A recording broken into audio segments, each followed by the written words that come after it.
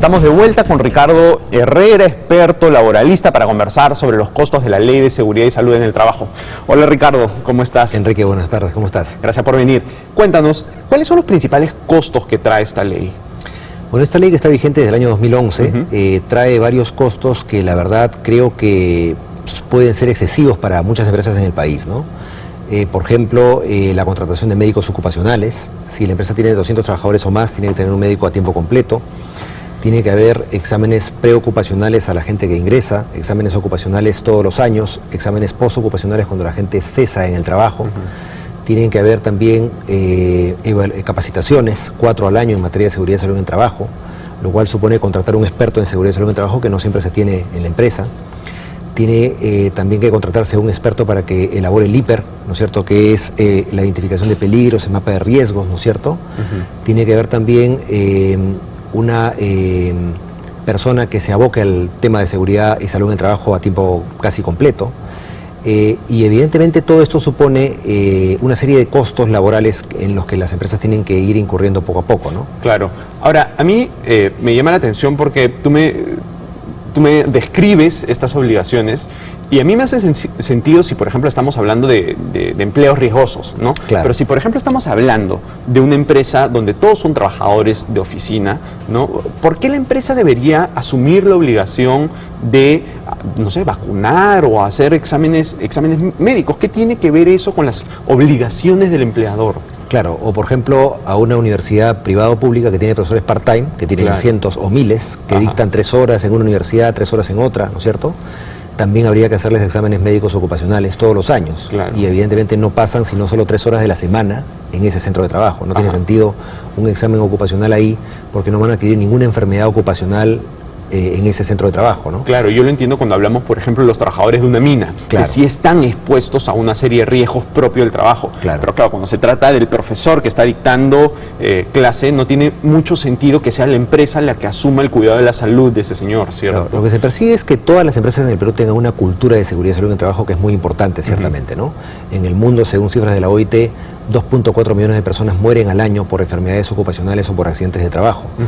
Si lo comparamos con, por ejemplo, 999.000 personas que mueren al año por accidentes de tránsito, vemos que evidentemente hay muchas más muertes por el tema de seguridad y salud en el trabajo, que es muy importante, ¿no?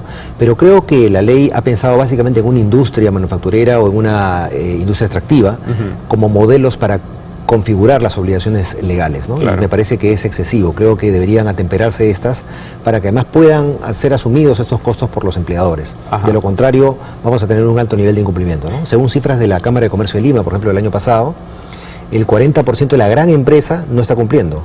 Con la gran empresa, ¿no?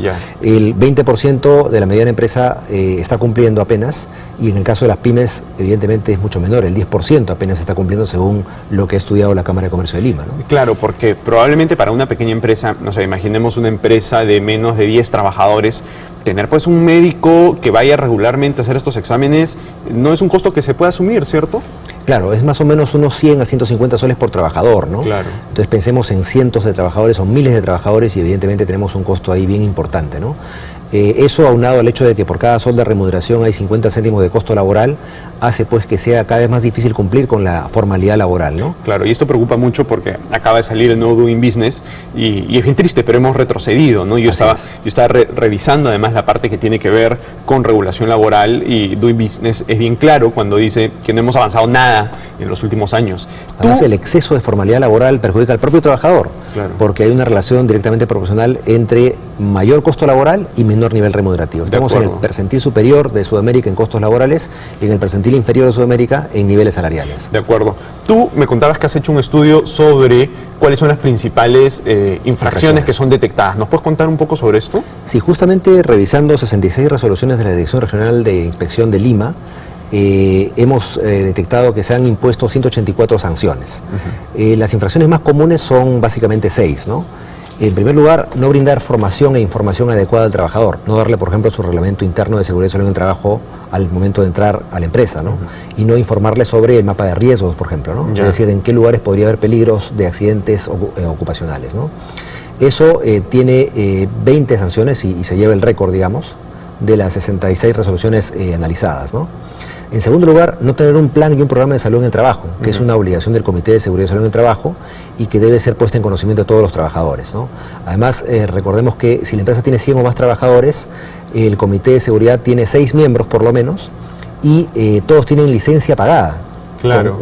Como si fuera una licencia sindical. O sea, ¿y eso sucede también para una microempresa, para una pequeña empresa? ¿También tienen esa obligación? Para una microempresa no, porque hasta 20 trabajadores solamente basta con un supervisor de seguridad y salud en el trabajo, que también tendría licencia pagada con goce de haber para estas ocupaciones de seguridad. Pero si se trata de una pequeña empresa que va hasta 100 trabajadores, sí podría ser el caso de 6 miembros, ¿no? Entonces ahí tenemos 6 trabajadores que no van a laborar y que esos puestos de trabajo tienen que ser ocupados por nuevos trabajadores. Es un costo importante. Pensemos, comparativamente hablando, que un sindicato que se reúne con 20 trabajadores puede tener hasta 3 dirigentes sindicales con licencia sindical 30 días al año. Entonces evidentemente el costo es fuerte, ¿no? Después, no tener reglamento interno de seguridad y salud en el trabajo tiene también 17 infracciones en esta estadística. No tener seguro complementario de trabajo de riesgo, que es una obligación legal contratarlo cuando se desarrolla una actividad de riesgo, ¿no? No proporcionar equipos de seguridad y protección, los famosos EPPs, los equipos de protección personal, en algunos casos el arnés, por ejemplo, en construcción civil, el casco en la industria manufacturera, y no contar con un comité de seguridad y salud en el trabajo. Esas son las 6 infracciones más comunes que hemos detectado en esta revisión de 66 resoluciones de la Dirección Regional de Inspección. Ok, y te hago una pregunta para terminar. Hay una ley que también se está discutiendo bastante, ¿no? Porque impondría también costos, que es la ley que establece una cuota de empleo para discapacitados. ¿Nos puedes comentar un poquito sobre esto? Bueno, esta ley debería entrar en vigor en diciembre del 2014, casi ya un año estamos de la entrada en vigencia de esta ley. Falta que sea reglamentada y propone una obligación nueva a las empresas en el sector privado de reservar el 3% de las plazas laborales para personal con discapacidad, ¿no? El Estado tenía esa obligación con la ley anterior y ahora el Estado va a tener una obligación del 5%. Y el Estado no ha cumplido siquiera con el 3%, dudo mucho que cumpla con el 5%. Claro. Pero este cupo laboral para discapacitados me parece muy positivo si es que hubieran discapacitados que cumpliesen con el perfil ocupacional de muchas empresas, cosa que lamentablemente no ocurre, porque los discapacitados, por una serie de consideraciones sociales, económicas, lamentablemente no tienen un buen nivel de instrucción como el resto de personas, ¿no? Yo creo que en efecto hay que caminar hacia eso, pero debería ser un incremento gradual, ¿no? O sea, comencemos con un 1%, después un 2%, para ver cómo anda el mercado y sobre todo si los discapacitados están en posibilidad de ocupar estas plazas laborales en tanto cumpla con el perfil del puesto, ¿no? Claro. De lo contrario, tendríamos un nivel de subvención social importante que generaría también un nuevo sobrecosto a las empresas en el país. Perfecto, lo cual eventualmente además termina afectando el trabajo, ¿no? Así es, porque entonces de repente por ahí tenemos trabajadores que estando hoy en la formalidad tienen que pasar a la informalidad porque el empleador no puede sustentar el número de trabajadores que actualmente tiene en planilla, ¿no? Claro, perfecto. Muchísimas gracias, Ricardo. A ti, Enrique, por la invitación. Bien, nosotros vamos a una pausa y volvemos. Scotiabank, descubre lo que puedes lograr.